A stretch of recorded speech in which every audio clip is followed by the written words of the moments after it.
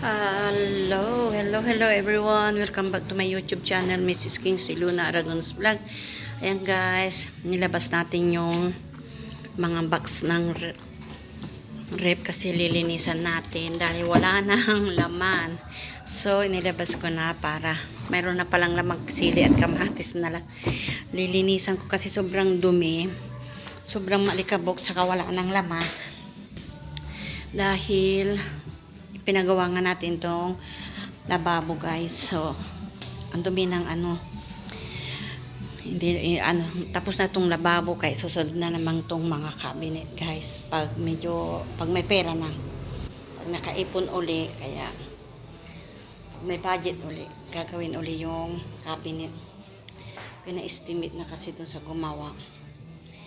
Ano lang daw, bali 3 plywood, ano ba yun yung ginagamit na tabla, ano ba, plywood ba yun? Dito 3 daw. Kung puro takip lang yun puro takip lang daw, puro cover lang. Pero kung may shelf, yung mga box, iwan ko kung magkano. Hindi pa ako naging seryoso kasi hindi ko pa sineryoso yung mga sinabi niyang materials, kasi gusto ko pag saka na ako mag-chat doon sa mga gumagawa na kung pwede na. Ayan guys, natapos natin tong lababo guys. And then itong rep, inalis ko yung mga box niya, mga shelf niya, kasi lilinisan ko guys. Ito, ayan, may laman ng langgam. Ayan guys, so walang laman, inalis ko siya. Lilinisin ko kasi guys sobrang mga gamot. Ayan, may lamang, sasabunin ko or kasi mula nung ginawa yung lababo, ayan, nakatuklap yung siya. Ano ba yan? Bakit ganito? Nadumi na. Bakit kaya? Kulang ng ba yun? Bakit ganito may Kaya kailangan linisin. Ilang araw na hindi ko ito nabuksan kasi dahil nga nagpagawa tayo ng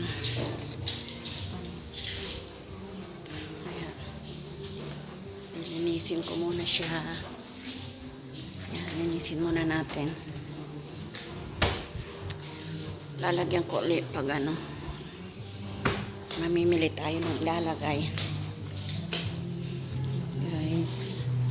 So sasabunin ko muna to dito yung nagugas muna ako ng plato kasi, tapos susunod ko yung